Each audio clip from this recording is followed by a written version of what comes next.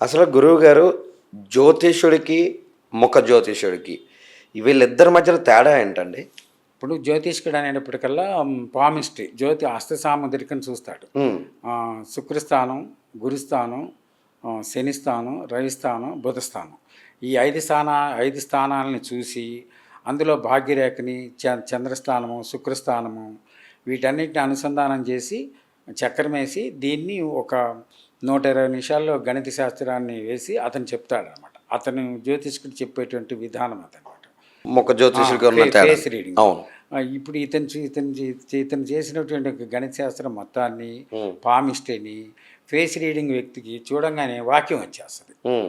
ఆ వాక్యానికి ఇతను చేసిన 2 గంటల యొక్క ఫలితం 2 కూడా ఈక్వల్ సమానం అయిపోతాయి అనమాట. హ్మ్. అందుకనే ముఖ జ్యోతిష్కం అని చెప్పారు. ఆ ముఖ జ్యోతిష్కంలో ఉన్నటువంటి మొత్తం కూడా నవగ్రహాలు కూడా ముఖంలో అనుసంధానమై ఉంటాయి అన్నమాట. ఓకే. సూర్యుడు, శుక్రుడు, బుధుడు, చంద్రుడు ఈ గ్రహాలు ఇవన్నీ కూడా తళుక్కుమని ఒక క్షణంలో ఆ ముఖ జ్యోతిష్కుడు చెప్పడానికి అతనికి వాక్యం వస్తుంది, వాక్ వస్తుంది, నోటి నుండి వాక్ వస్తుంది.